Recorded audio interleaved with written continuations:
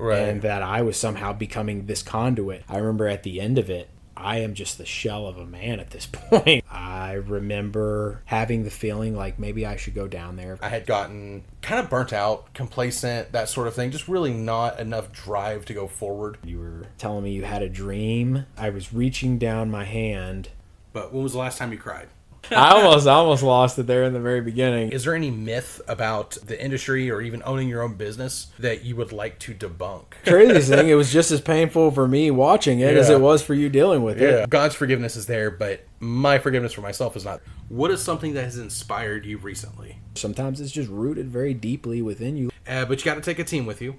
One person needs to be an explorer or survivalist type of expert. Another person needs to be an author or a storyteller. And then 3 other people, living or dead. The numbers would have not been in your favor had you stayed.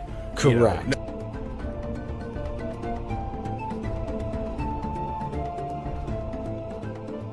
Let me see if I can summarize a little bit of what we got here. And so we started off talking about your early childhood. There's kind of like a really intense traumatic experience with your dad having the stroke and a 13-year-old you. One of them. Yeah. Well, okay, one of them. Yeah. You drove the van in the middle of the night, got that sorted out. But and so you kind of have this fight or flight type of response, and you seem to tend to consistently be closer to the fight. We're going to move forward. We're going to figure this out.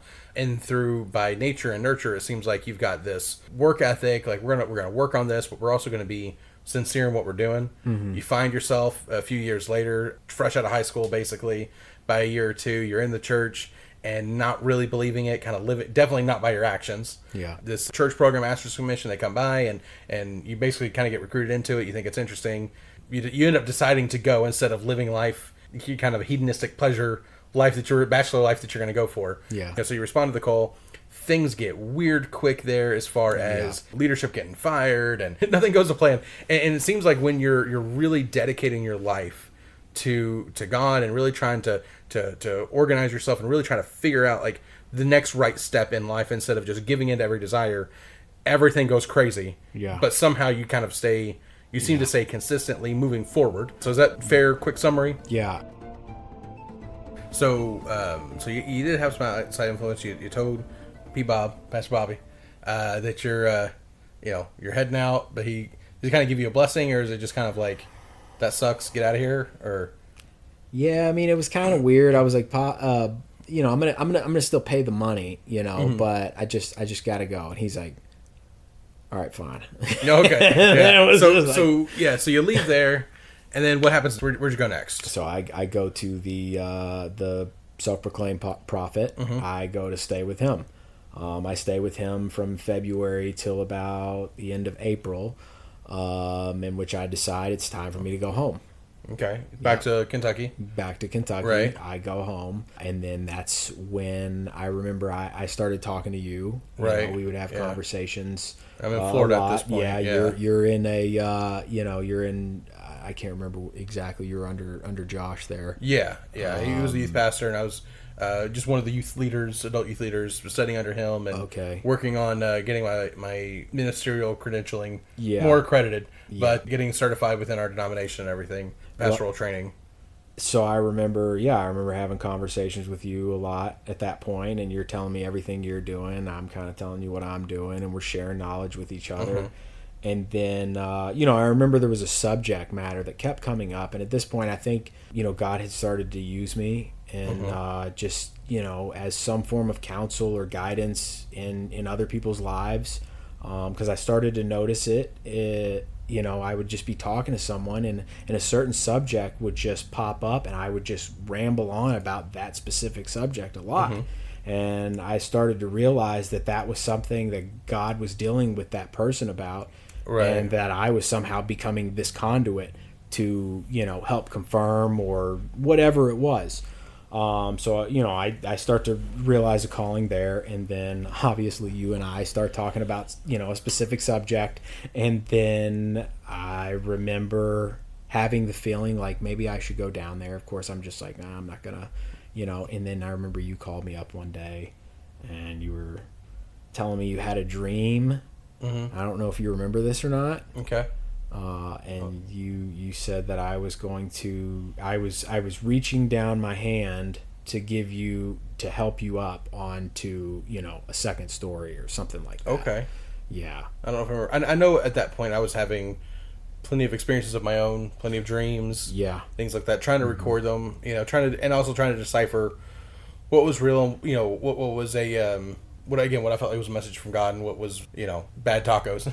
Right. But yeah, I don't doubt that. I don't remember that in particular. I almost Sure. have a vague, faint, like that sounds familiar. But regardless, I mean, that does sound very accurate for the time as well. So Okay. Yeah. I think you just kind of you were in a weird season at that point. I certainly was. Yeah, I had my own. It's probably a story for another time, but Sure. I ended up actually moving to Florida about the time you did.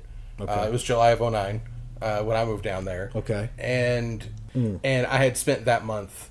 For me, the previous year, I had kind of just gotten kind of burnt out, complacent, that sort of thing. Just really not enough drive to go forward. Sure. In lots of things, but including my faith in particular. And it kind of started spiraling a little bit, and then that July was a really rough one. It wasn't necessarily like I have my doomsday clock, but I did kind of have my own moments there. I had, went a lot further in things that I had never imagined that I would. Right. And so then I go back out like, okay, hey, head's cleared. Things are right now, after that, kind of like getting back in the saddle. But then there was a part of me that was just, I was still wrestling with the fact that I had gotten further down than I had intended. And how do I move forward now? Beyond just, God, I'm sorry, forgive me, and help me to do good. It's just like, Right.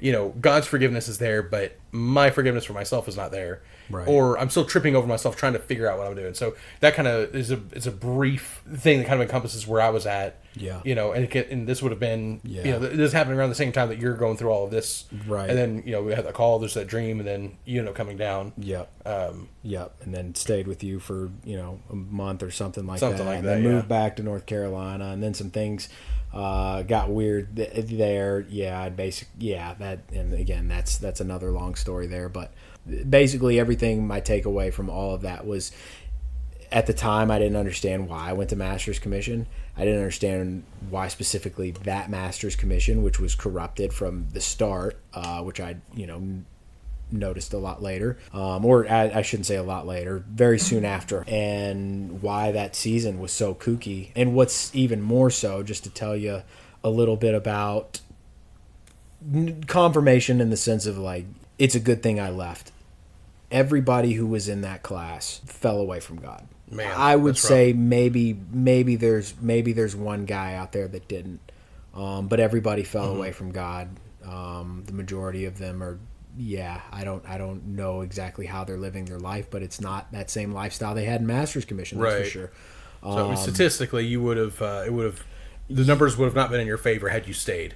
Correct. Yeah. If I continue to follow that specific curriculum or leadership, if you will, then the odds are I would have been in a bad place myself. Not to connect dots that aren't necessarily there, but throughout your childhood, and then you get your story with your dad, you're kind of acting and moving forward in the moment, and then kind of making that right decision.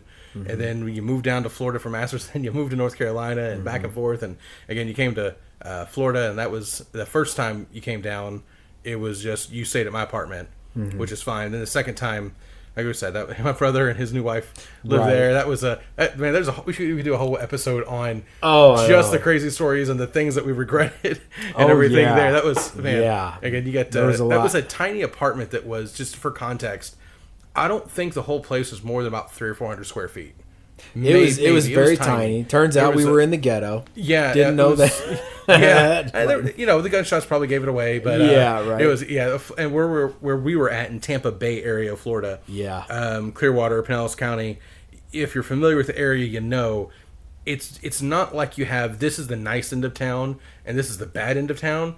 There you have a bunch of little pockets, and it changes every couple of blocks.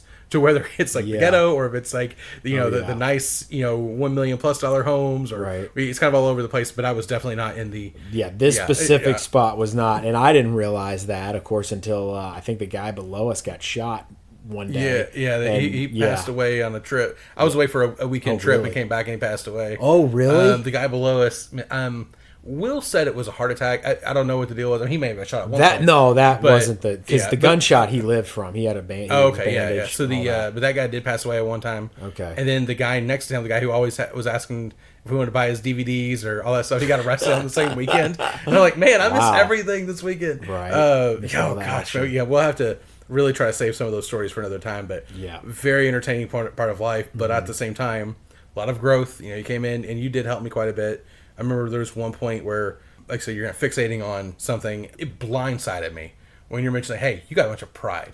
Like, what are you talking about? Everyone would say I'm like, not that I would declare you're humble, because, that's a dead giveaway that you're not humble. Mm-hmm. But I'm like, I'm pretty, let other people take the front seat, which does not necessarily mean you're not prideful, Yeah. And so that was hard to hear and accept, but that was the key, is it, after you kind of get over the shock, what are you going to do?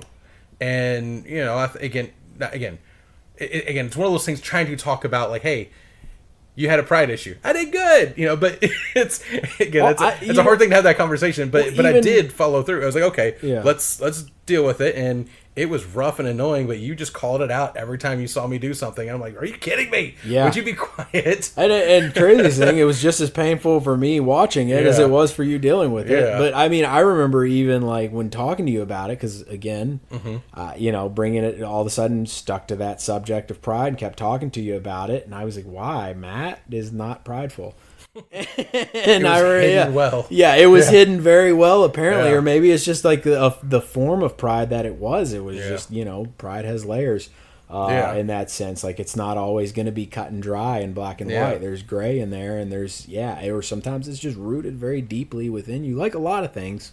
They're just rooted very deep in us, and we don't realize that they're there, which hence why some people need counseling for certain things, because they got issues that are just down there deep. And sometimes it's a response to other things in your life. Yeah. But the one thing I would say that is in kind of against what our culture would say today, just because something happened to you, that doesn't absolve you of responsibility. Yeah. Right. So if you've developed habits, a mindset, or even things like pride, or you can go the 7 deadly sins, wrath, gluttony, etc. If you've developed traumatic responses, there's understanding. Yeah. And in our culture and society today, it's easy to say, I understand you, and I have some sympathy for you, and you're fine. Just keep doing it. Yeah. Try not to hurt other people with it. It's essentially it defines them at that point. Right. Like, they're this, and this is what happened to them, and now this is who they are. Right. And the truth is, and the truth can set you free here, is that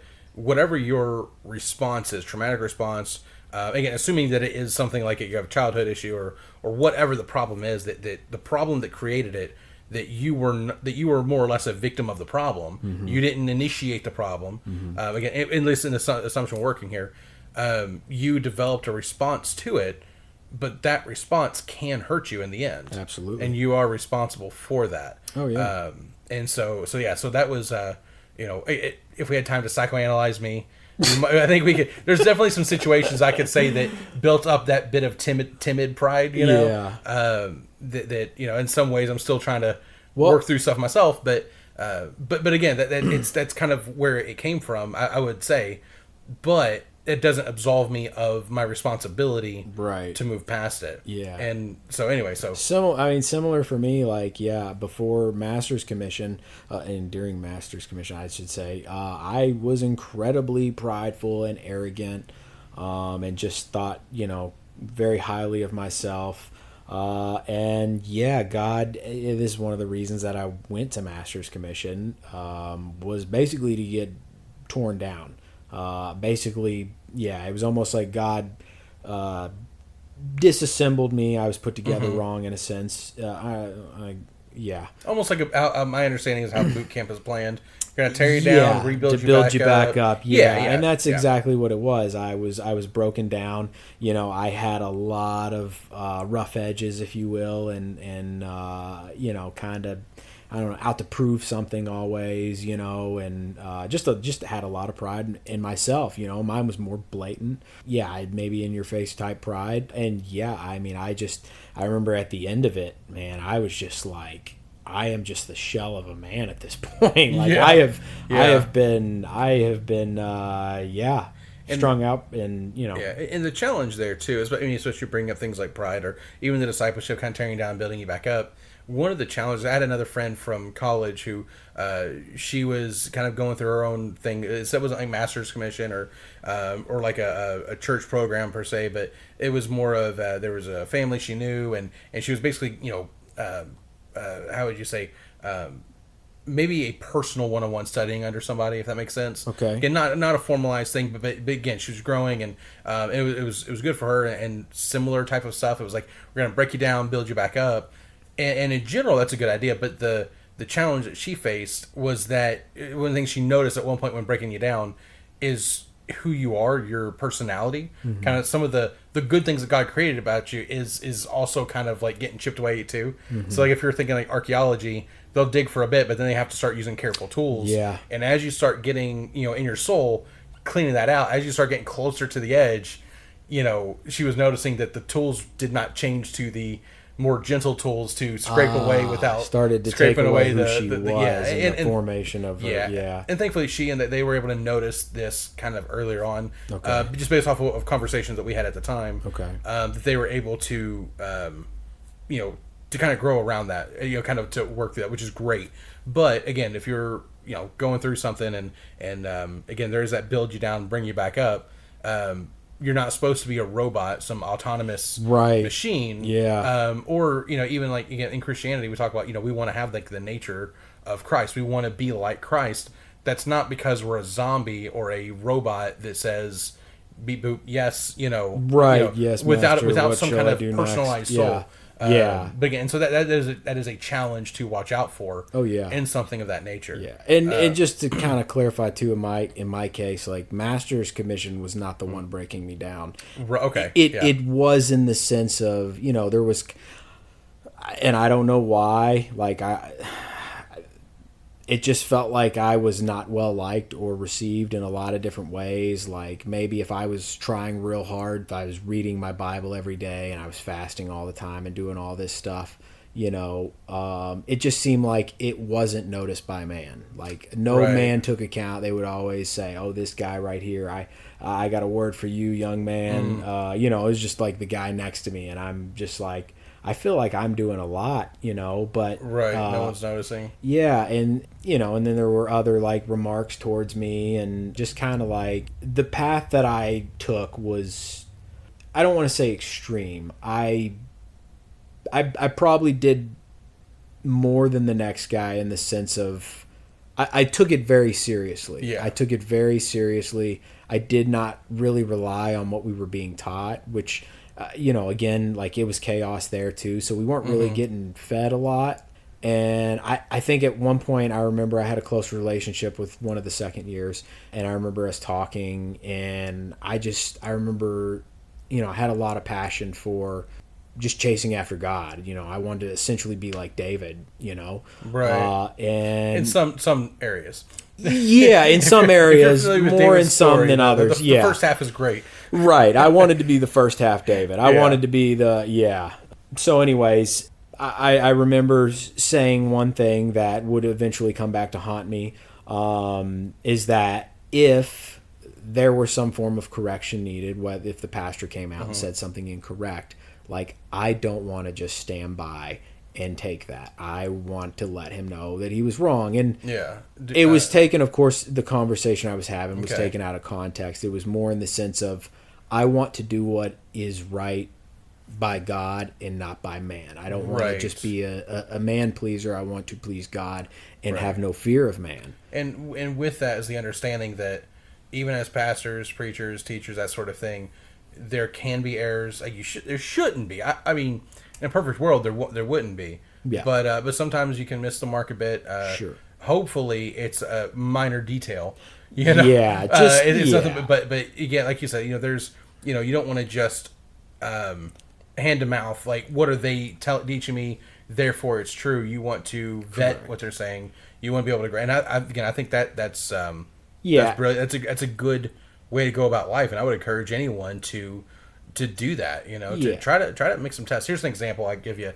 I had a friend in college. His dad was like a deacon or elder of the church, and so on a Sunday night he got to preach. And if you're not familiar, there was a time and most American churches, there was like a Sunday morning service, Sunday night service, Wednesday night, and Sunday nights was mostly church members were there, and the more dedicated church members. It wasn't a lot of times where you have people come off the street to see what church is about or whatever. And so if somebody's going to preach that night besides the pastor, or preach besides the pastor, it's probably going to be a Sunday night. It's going to be like an elder, deacon, youth pastor, you name it. So anyways, his dad was one of those positions, and he preached a fiery, incredible message. Lots of people cheering him, saying, "Amen, amen, brother. That's a good word," and really hyping him up. And by the end of the message, he scolded all of them. He said, "Nothing I preach to you today is from the Bible." Wow. Or the things that I did preach, I intentionally misused it wow. from the Bible. And next time, you need to bring your Bible to church. You need to read along with it. Yeah. You need to see if I'm quoting right, for one, but you need to vet, basically the attitude you were taking. You need to take that to the preachers. Yeah. Now granted, I'm doing this on purpose to teach you. Yeah. You like this might be a wolf in sheep's clothing situation, and you would never know, and you're accepting things as true that are not true. Yeah. And so that stuck with me. I wasn't there for that service, but my friend was telling me about that, and that really stuck with me. That's pretty awesome that he did that. Yeah, absolutely. I like that a lot. But yeah, so let me see if I can summarize a little bit of what we got here. And so we started off talking about your early childhood. There's kind of like a really intense traumatic experience with your dad having the stroke and a 13-year-old you. One of them. Yeah, yes. yeah. Well, okay, one of them. Yeah. But you drove the van in the middle of the night, got that sorted out, and so you kind of have this fight or flight type of response, and you seem to tend to consistently be closer to the fight. We're going to move forward. We're going to figure this out. And through by nature and nurture, it seems like you've got this work ethic. Like we're gonna work on this, but we're also going to be sincere in what we're doing. Mm-hmm. You find yourself a few years later, fresh out of high school, basically by a year or two, you're in the church and not really believing it, kind of living, definitely not by your actions. Yeah. This church program, Master's Commission, they come by and you basically kind of get recruited into it. You think it's interesting. You end up deciding to go instead of living life, here in Kentucky, kind of a hedonistic pleasure life bachelor life that you're going to go for. Yeah. So you respond to the call. Things get weird quick there as far as leadership getting fired, and then you move from Florida to North Carolina, and there's nothing goes to plan. Yeah, nothing goes to plan, and it seems like when you're really dedicating your life to God and really trying to organize yourself and really trying to figure out like the next right step in life instead of just giving in to every desire, everything goes crazy. Yeah. But somehow you kind of stay. You seem to stay consistently moving forward, consistently with your eyes, on the right direction. And you bounced around. You ended up coming and staying with me for a while and helping me through some problems as well. Yeah. And so all of that. So is that decent, fair, quick summary? Yeah. Now we're fast forward several years. You've got a wife. Mm-hmm. You've got your house. You got 3 kids. You got your son now. So definitely move forward quite a bit. It seems like you've probably taken a lot of these lessons, you kind of lived it out, and career-wise, I know you've bounced around a little bit. A couple of years ago, you went through a trade school. Yep. Yeah. So what were you were doing roofing, I think, at first. Kind of odd stuff here and there. Yeah, I mean that's kind of what brought me essentially into the trade world in a sense. So I had I met my wife. I'd actually met her before Master's Commission, but I rekindled with her after Master's Commission. And I started dating her, and her dad was a roofer, had a roofing company, and said he would pay me $15 an hour to go there. And at the time, I think I could only make as high as 11 doing anything else. So that was definitely a lot more than $1 a day at a daycare. Yeah, absolutely. Okay, just check. Absolutely. So of course I was like, yeah, absolutely, I'm into this, and learned a lot being there. Made some good friends, some lifelong friends there. One, in fact, that is one of my partners in a venture. Cool. I end up leaving roofing to actually go work with my dad, doing what I used to do, and which I used to hate and actually still hate doing to this day, which is production stage and lighting. I really don't like it. Don't ever want to do it. And that led into like this LEDs were coming on the scene as far as lighting, and so I kind of like went in a partnership with him at that point, and we opened up an LED lighting store and I was selling lights, and then it got into like custom installs where we were installing these cool LED lights and niche LED lights, and like you showed me some pictures before, and you did some really interesting stuff. You guys would get kind of creative with very if they custom had something custom or work, weird, you just kind of embrace the weirdness of it and make it work, right? Yeah. And it was a lot before like you could just buy anything on the internet and just do it yourself type situation, and we'd come in there. It was a high end type product. And so, I kind of got a taste for entrepreneurship at that point in my life, and I really liked it, but I hated working with my dad. A lot of history there. And and we're a lot alike, so we butted head constantly. And it seems like if you're your type of personality, if you got two of you, yeah, both trying to make your way forward, you're going to butt heads. But if you have two people who are a lot more reserved or timid, nothing ever gets done. Yeah, so exactly. If you're going to have the same personality, Yeah, exactly. And of course, I wanted to run the business this way. He wanted to run it that way, and I do remember too, like I would go to try and sell jobs, and I would get beat out by electricians all the time because they would, throw in their electrical knowledge. Like I remember, an electrician, I was at a job, like we were going to do these under counter lights, which was like, it wasn't new, but the way we were doing it was with the strip tape, and you'd put it in like this profile aluminum thing, create like a light fixture out of it. I know now you can just buy it online, but back then you couldn't buy it online. The cool thing that you were doing. It was this custom thing nobody'd heard of. You had to explain it 1,000 times, show pictures. Like people were just like blown away by it, and so I would explain it to him, and the electrician, well, that wire's going to get eaten up by rats. I'm like, what? I don't know. It's going to, if you run it up through the cabinet, it's this tiny little low voltage wire that won't shock you or anything like that. But, a kid could come in and grab it and rip it out, which is like, I mean, they would have, electricians would have a much higher voltage coming into the cabinet light they were going to install, and it could just as easily be done, or the rat could just as easily, and but so they came in with some different language, and they were the electrician, more importantly. So who are you going to trust, this low voltage lighting guy or the electrician? He's an electrician. If you're, like I said, doing high end jobs, you want more security that your job's going to get done right. So you got you're working you with want your dad. you want the licensed electrician. And so anyways, I decide maybe I should become an electrician because I can get more jobs this way. Now I've got that title. Who can argue with me now? Right. And you kind of have both now. You got the lighting, specialized lighting. Yep. The stage production probably didn't hurt, and some of that. But then so you go roofing, go to the trade school, which are now becoming a little bit more popular again. Yeah. Because it's kind of unpopular for a long time. It's like, oh, that's just that's the worker stuff. That's the stupid people. But if you look do that. But if you look at the pay for trade jobs, it's pretty impressive. So you go. How old were you when you decided to switch and start? 28. 28. So you didn't have to do it when you're 18. Nope. 28 years old, you switch and do electrician school. Okay. That takes, was that 2 years, 3 years? 4 years, okay. 4 years. 4 years. I got licensed as a journeyman electrician after 2 years, though. And then, master's at the end of the whole school. So, yeah. And did you go straight into working for a company during that time? Yeah. Does that have to be you part have of the to process? work for a company in order to become licensed, in order to go to the school. You want a sponsor of some form. That makes sense. So, yeah, I mean, at the end of the 4 years, you graduate. They give you, like, a diploma and all this stuff, and then they write you, a letter stating how many hours you had in the school and that you have the education.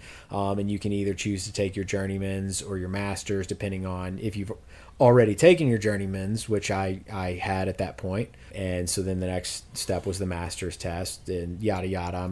I get licensed and everything, and I go and I work for this remodeling company that had an electrical division, and the master electrician who used to kind of run the show for the electrical division, he decided to leave and go start his own company.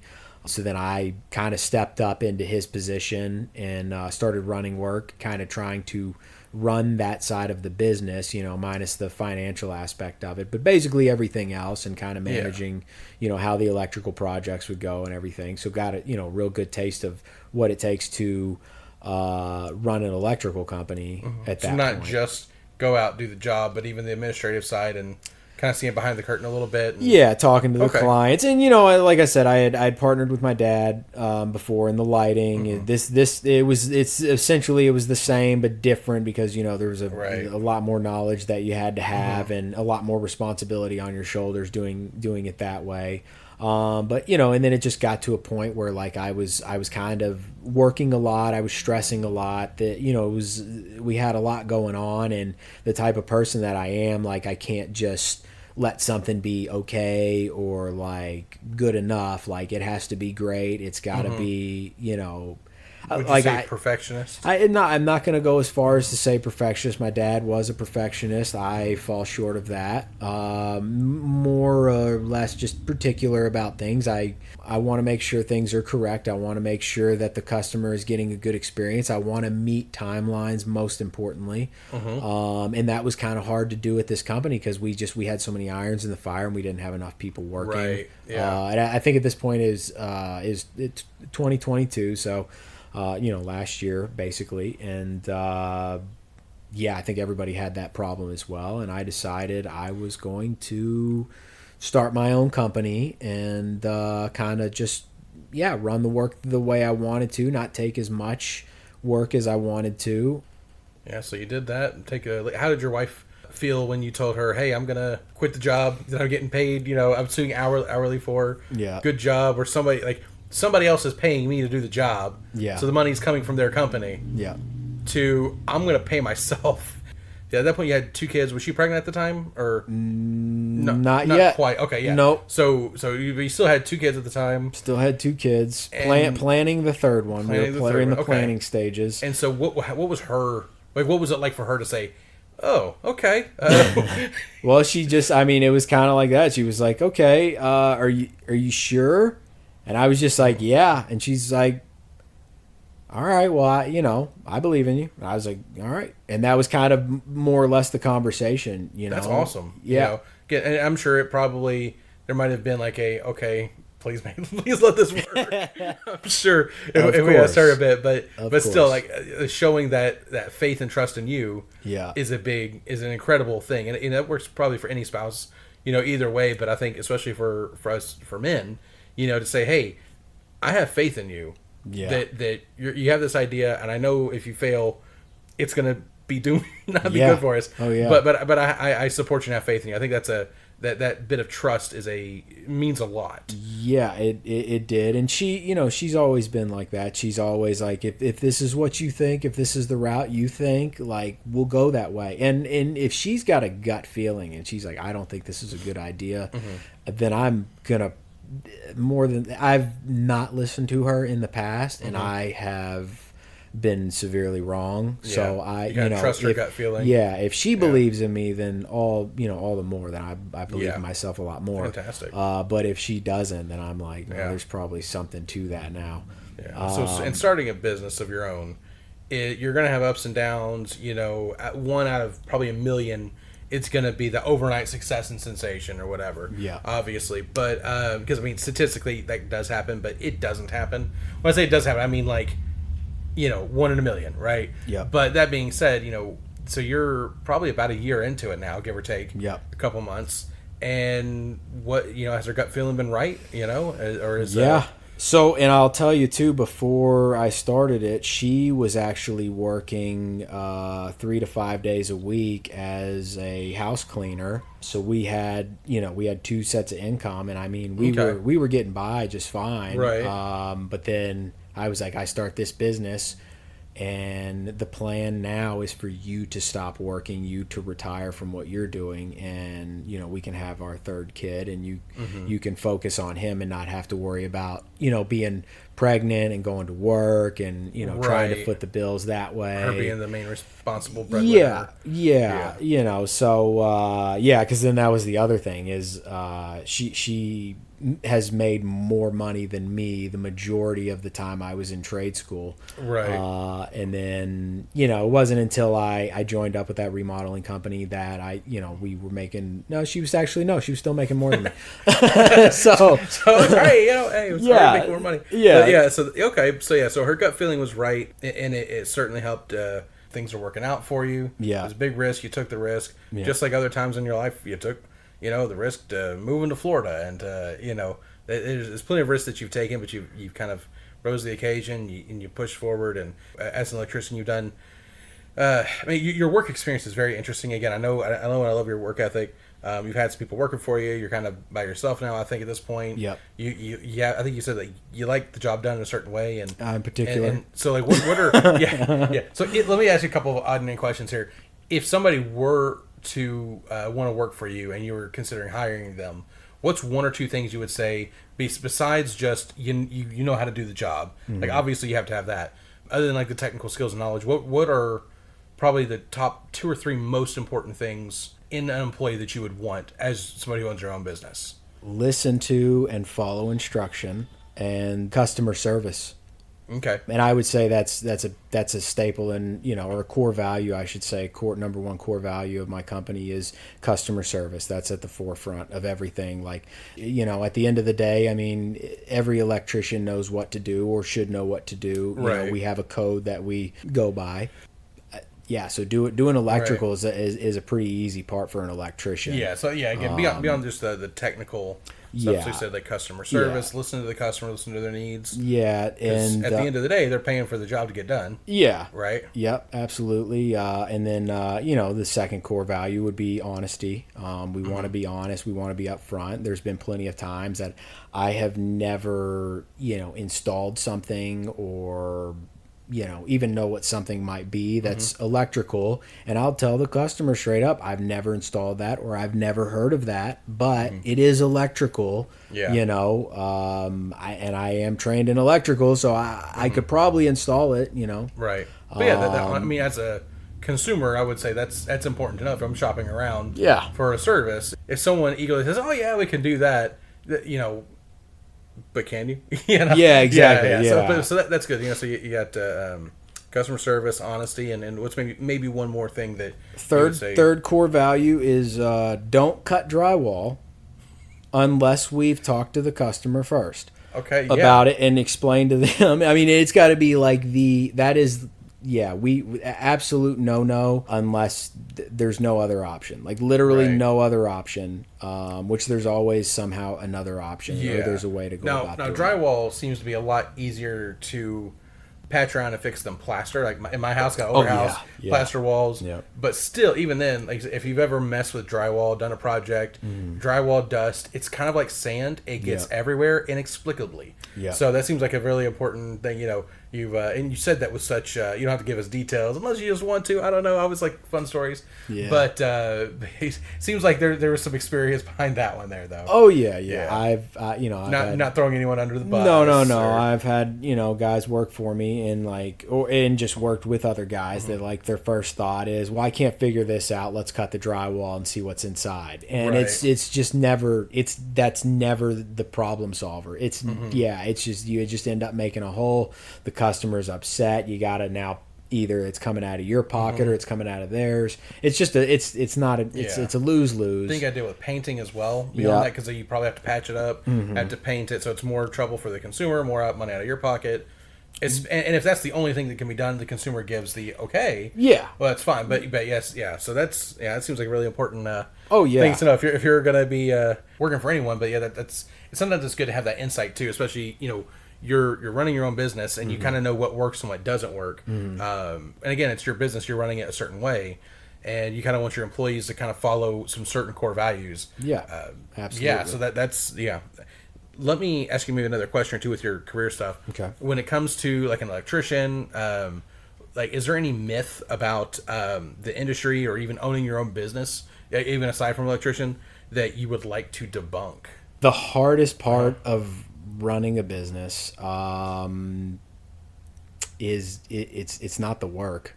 It is the work in some form, but it's not the actual physical work of doing the job. The job's actually the easy part. Running the business that's the hardest part of doing it. Answering emails, talking to customers, writing up invoices, and then the fun part would actually be doing the work. Of course, when you're doing both of them, then it gets pretty difficult. Right. So that would be one thing. Is that just because when I did have employees working for me, they would see me doing business work, and they thought I had the easy job. And I was just like, dude, I would love to just get in the field and just somebody say, we need this kitchen roughed in, and then I would just go rough it in. Like, that would just be great, and that's all I had to worry about for the day. Right. Yeah. But no.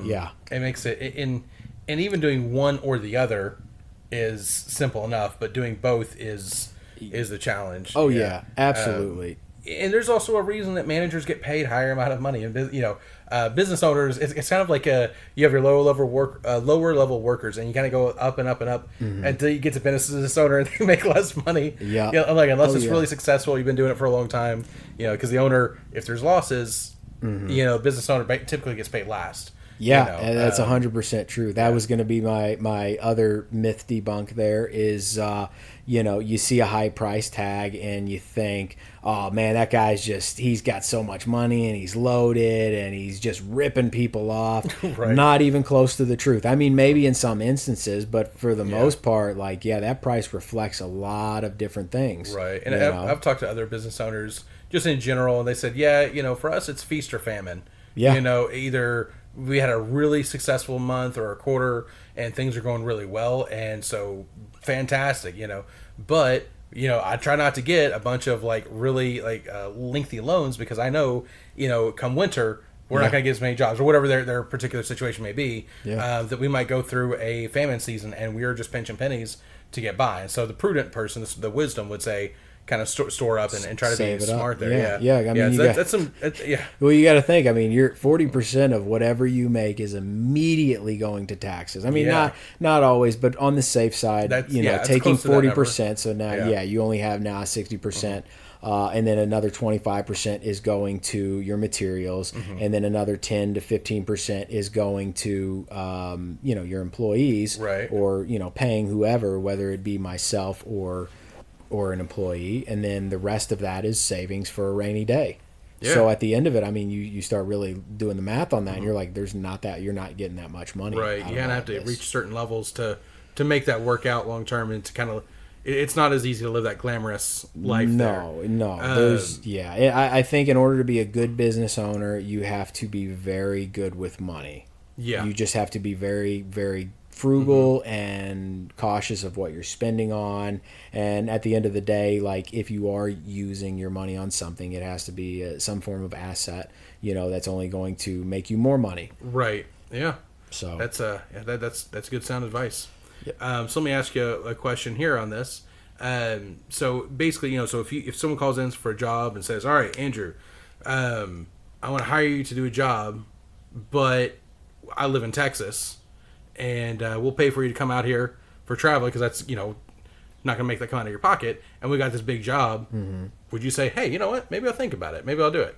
No. If no. No. So definitely, if it's international, they're like, hey, listen, we're in Belgium or something, and we need you to do this job. It's a one-man job, you can do it, but we'll pay. I will say location would kind of help that decision. Middle of Montana, maybe not. Even middle. Okay. I don't know. It kind of depends on that. But I know that at one point there was an opportunity for me to go and work in Panama City Beach for I think it was going to be a 4-year project. Oh wow. And that's a big deal. Yeah, I'm not gonna lie. This actually this happened I think early 2022, and me and my wife talked about it, and it was kind of like, okay, we're gonna do it. Yeah. Oh wow. Okay. We're gonna do it. Yeah. And of course, he prayed about it and everything like that, and it fell through inevitably. But I mean, we both like the beach. So we were like, yeah, this makes sense, and I was gonna get paid a lot of money to be there, so that was another deciding factor.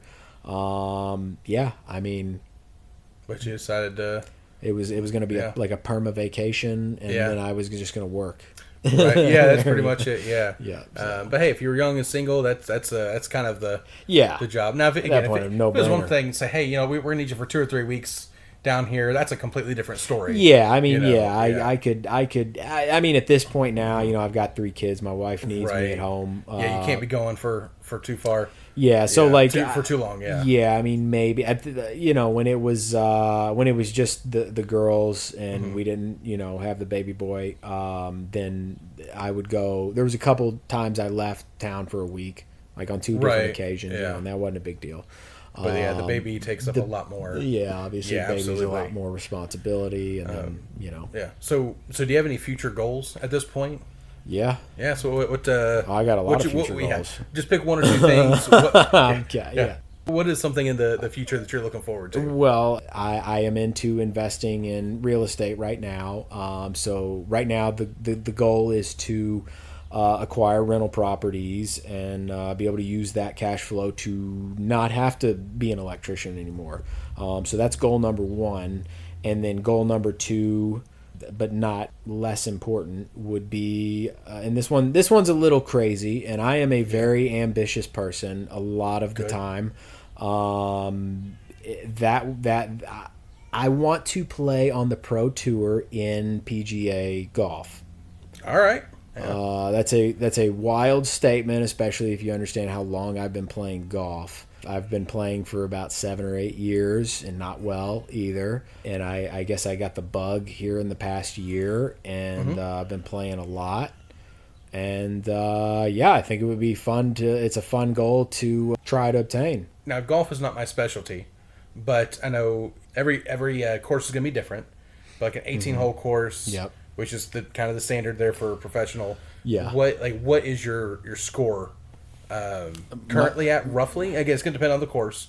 So I'm curious, like what your score is, and what would you probably need it to be in that same sphere as professional or near professional. So this course that I play a lot at, and I'll tell you how ambitious and infatuated I am with golf. I got a job actually at a golf course.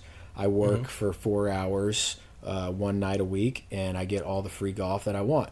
So cool. That gives you a doorway into without costing a lot of extra money to be there. Like $40 a round. So Gee whiz. Okay, yeah. Again, if that's if you're familiar with that's like, oh yeah, that's fine. But I like I'm with different sports. Okay, basketball. Okay, it costs you nothing to pick up a ball, and go play. Yeah, which of course makes the skill gap a little less in consideration because everybody can go out and try to do this. So there's a lot more people you're competing with in golf. You're not competing with as much people because nobody has the time to spend 4 hours on a Saturday to go out and play golf, or on a Monday, especially when they're working.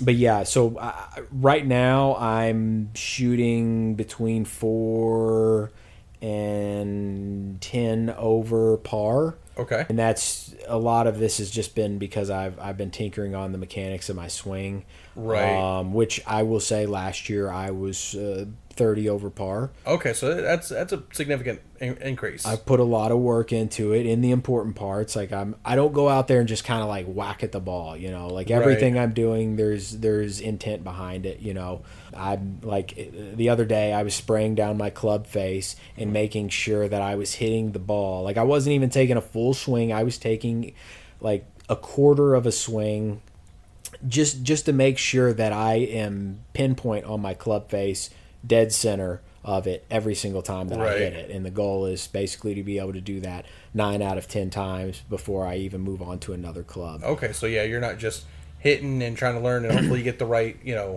I got lucky on this time or whatever. You're really getting down to the science. You're practicing. Yeah. You're disciplining yourself. Yeah. So, I mean, if whatever it takes to get to the professionals, what I can say about human nature and the human capability is that's what it takes. Yeah. That's, that type of attitude and that type of discipline is what it takes for you to get there. Now, Absolutely. How much, time it's going to take you to get there is different. But so you said you're about, you're a little over par at this point.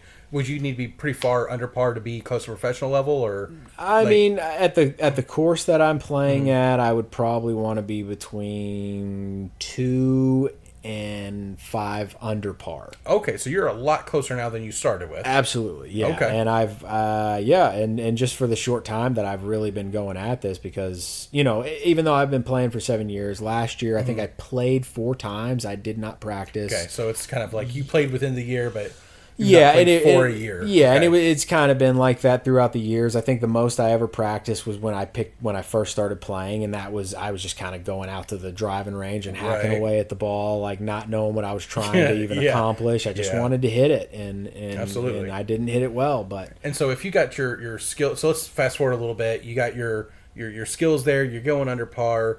You can do it this course. You're kind of learning other courses. Your skill set is increased. Like what does like getting in with the pros look like? Do you just have to sign up and say hey, or like do you need some name recognition? Does that help? No, that basically that would be like getting status on the tour and just being able to get into the main event. Essentially, to like, so basically the way golf is set up is they have 4 rounds. Two of the rounds are on Thursday and Friday, and depending on what your score is in that in those 2 days, you can advance to the weekend, which would basically be point paying positions or money paying positions. Okay. The top 70, only the top 70 of the like 160 guys or something like that make it. Okay. And basically, if you don't make the cut from Thursday and Friday, you just don't get paid, and you've dropped, you know, I don't know, $600 to get into the event. Essentially. Yeah. Yeah, but then there's a thing called sponsorship exemption, and they can kind of like pay for you to get into the round.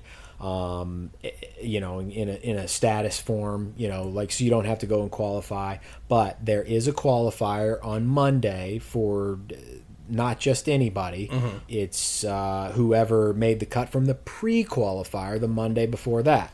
So basically there's an incredibly competitive round of golf that's played on Monday with, you know, golf's elite. Like, you know, nobody's playing at this level, definitely not weekend warriors or just, it's very fierce. You know, these are college people who played in college, people who are playing on on these mini tours that are, you know, and then like I said, you make the cut from the pre-qualifier, you get to go to the qualifier, and then you make the cut on the qualifier, you get to go to Thursday's round, and of course you're paying between $250 and $450 per round on those.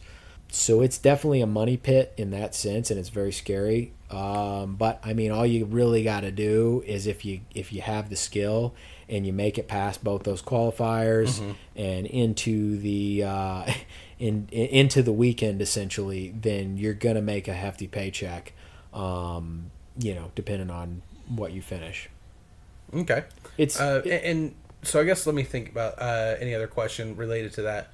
You're planning on working on it. Did you have a way that you're going to try to track your progress or anything of that? Yeah, I mean, I've got like these apps, and I kind of, I'll go and test myself and play a round of golf and you know, just kind of like see where I'm missing and what clubs need improvement, and basically where I'm losing strokes, basically meaning like, you know, going over par more. And even with that said, like, this is a crazy ambition. I realize that the probability on this is slim to none, to be honest. But, you know, I'm stubborn and very ambitious, and I like to, I don't know. I don't want to say I believe that I can, therefore I can type situation. But I do think it also would be fun to like have a YouTube channel and just kind of follow me doing that, you know, kind of see the progress. I think there's a lot of people out there that are weekend warriors or maybe high school kids or just, you know, people who want to see like what would it take, you know, to try and go pro. Right. You can kind of learn that way. And I'm 34 years old, and this is nuts. You certainly couldn't do it, become pro at a basketball at 34 years old. I think but golf is something you could probably golf. You can still have some time there. Yeah, a guy just won an event, you know, last week. He's 43. Granted, he's been on the tour for like 20 years. He's been in it, but yeah, you can certainly you can get pretty good, and as long as you're muscles aren't deteriorating, you don't break bones crazy. Yeah. You should be able to do that for some time. All right, so and we've been going for quite a while. Yep. And if anyone's hearing this at this point, you're probably realize we're going to be cutting this into a couple different parts here. But let me try to get to a conclusion and wrap up here, and ask you if you could spend the next year focusing on one area of your life to improve. What do you think that would be?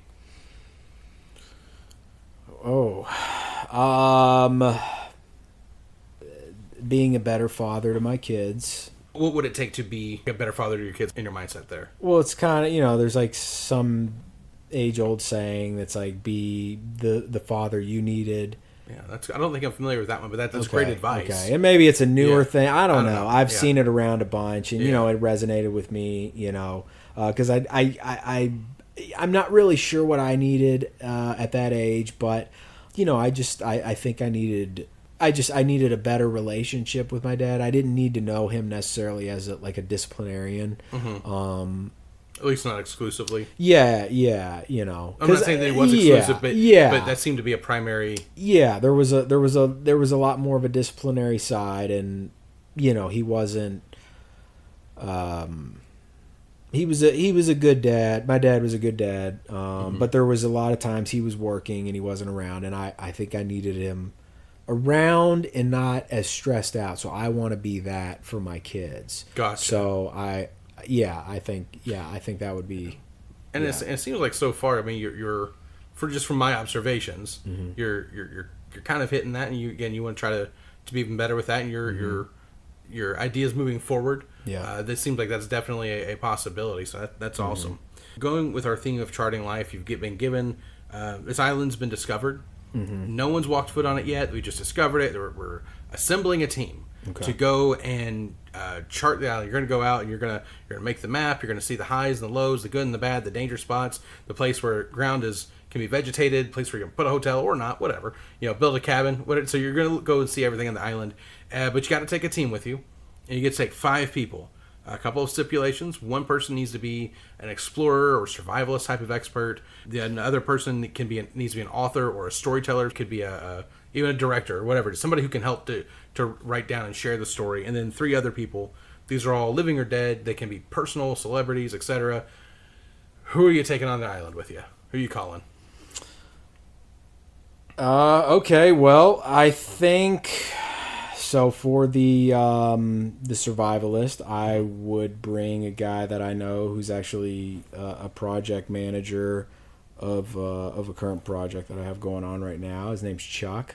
Okay. He's kind of like a jack of all trades in a sense, but he just knows a lot about everything. Yeah, he knows about living off the land and everything like that. So yeah, I think he would be that for that guy. And then my partner right now, I call him Junior. His name's Mike. Okay. He's not a junior by any means. It's a nickname. Yeah. There's a story behind it. All right. But, another time. Yeah. Yeah, I think he would be the author in that. Okay. Kind of writing that story. He's really into reading books a lot. So okay. Yeah. I think he'd probably be good at that. Obviously, I would bring my wife. I kind of need her. For a lot of reasons. Just support and and then that gut feeling she gets. Don't go to the pit of despair over there. Right. The fire and then as far as the other 2, I think I would take my dad. Again, he knows a lot about everything, and he has good guidance, intuition, and it'd be nice to have his opinion on something, whether I agree or disagree.